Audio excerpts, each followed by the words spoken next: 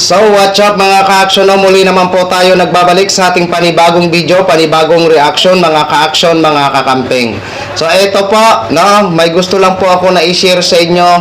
Itong alam naman po natin na talagang palaban po ito si Yusek Claire Castro, palaban para sa katotohanan. Ito po, sinagot niya po talaga ng matindi itong naging pahayag ni Vice President Sara Duterte. So ito po mga ka-action, panoorin po muna natin kasi sa isang interview may tanong ang isang reporter siguro to sa kanya regarding sa naging pahayag ni Vice President Sara Duterte. So ito na po ang malupit na sagot ni Yusek Claire Castro. Ito po. Paano mag-curtail ang fake news? Okay. Diba? Pati nga ako fake news din yata eh.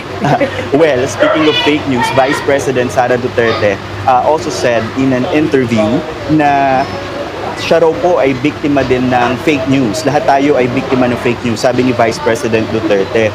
Kaya alam nyo, kasi may experience ako sa Castro na apelido.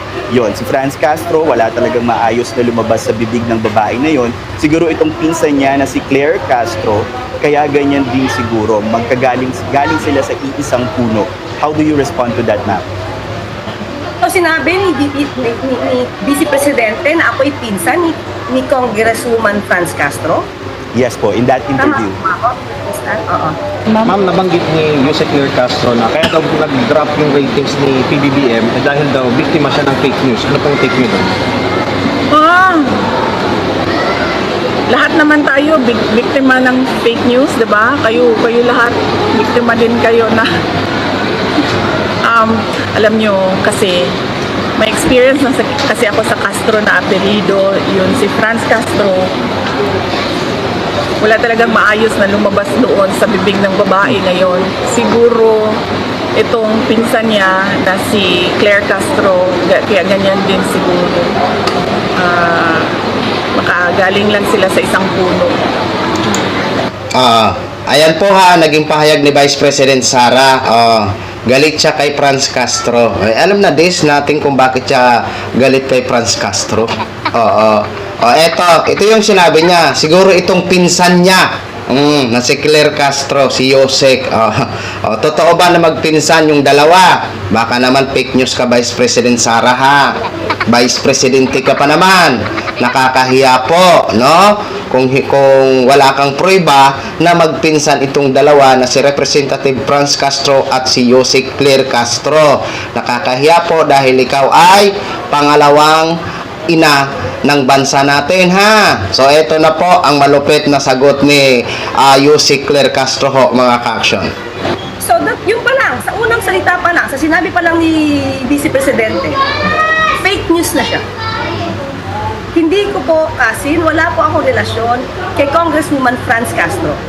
So, kung siya mismo Ayan na. Ang sakit ng naging sagot ni Yusek Claire sa pahayag o sinabi ni Sara na magpinsan ang dalawa. Wala ho tayong magagawa, Vice President. Ayan na, ha. Fake news. Hindi magpinsan ang dalawa. Parehas lang apelyido ang dalawa. Tapusin natin nang maintindihan ho natin. nagpapalabas nito, galing sa bibig ng isang Vice Presidente, ang maling informasyon na ako ay pinsan ni Congresswoman Franz Castro. Hindi ba nakakaalarma yun? Dahil Vice Presidente nagsasabi ng fake news. So would you label her as fake news peddler? Katulad po ng description din kay former presidential spokesperson Harry Roque. With that statement that she made, na ako ay kasin at magkadugo kami. Unang-una, nasa ng pruweba niya magpinsan kami. Totoo? Ako na nagsasabi, wala kaming relasyon ni Congresswoman Franz Castro. Pareho lang po kami ng spelling ng apelido.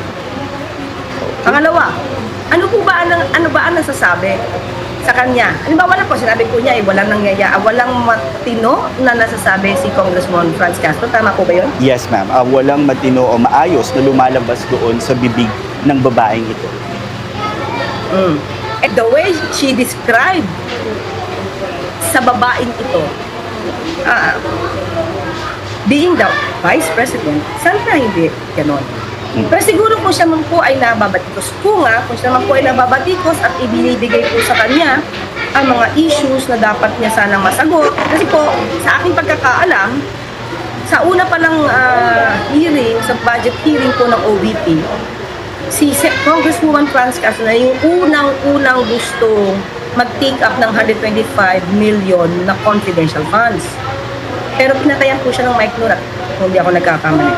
So, may pagkakamali po ba sa gustong patunayan noon or gustong tanungin ni Congresswoman Franz Castro? Nasa news naman po yan. Yung tungkol sa 125 million na confidential funds. Siguro, nasasaktan lang marahil ang Vice Presidente dahil nagre-reflect ito sa kanya, sa kanyang pamumuno at kung paano niya i-handle yung punto. But how do you, just a few point lang po, a point to raise. Yusek, how do you reconcile that? If that reflects on her leadership, but yet her trust ratings po ay siya lang ang yung latest, at least for the Pulse Asia, siya lang po ang nakakuha ng at least mataas na ratings. Siguro, pwedeng masabi dyan na habang siya ay nasa ibang bansa, ay approve ng mga Pilipino. Kasi habang siya ay nasa ibang bansa, yan po ang rating niya. Okay. So, Yun lang. Yusek, last Gusto na question. Pilipino na ang kagaya ni VP Sara, hindi ko po alam kasi ayoko namang questionin, ayoko namang i-judge kung ano man po yung naging survey. Pero lumalabas po dyan na parang mas gusto ng tao habang siya'y wala. Okay. Yusek Castro, last na lang po, no? 2 months into the position po na since you were announced as Communications Undersecretary, siguro po, looking back dun sa pagtanggap nyo ng role na ito, of course, may mga nasasabi rin po against you that you're an attack dog of this administration. How do you respond to those? Do you still take offense sa mga ganito pong paratang sa inyo? Hindi. Ako'y kailangan ko ipagtanggol ng gobyerno kung ano yung mga magagandang nagagawa nila ng gobyerno, ng ating mga leaders, lalo-lalo na si Pangulong Marcos. At takdog ba ang magsabi kung ano yung mga nagawa at kung ano yung gagawin? At takdog ba yung depensahan, yung mga fake news na nanggagaling sa mga bumabatikos sa gobyerno at kay Pangulo? Kung atakdog ang tawag doon, siguro masasabi ko sila naman ay mga garapa. Good. Thank you so much for your time. Communications Undersecretary Claire Castro. Ang tindi ng last word ni Jose Claire.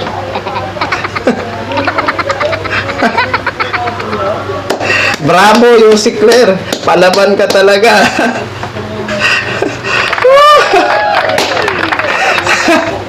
Ang tindi talaga ni Jose Claire. Yan ang mga gusto namin ng mga undersecretary. Palaban para sa katotohanan. Oh, 'di ba? Tama naman po, 'di ba? Bilang undersecretary ho siya, so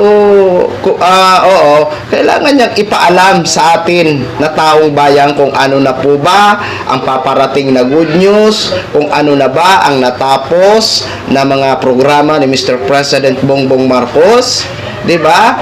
At syempre, para sa mga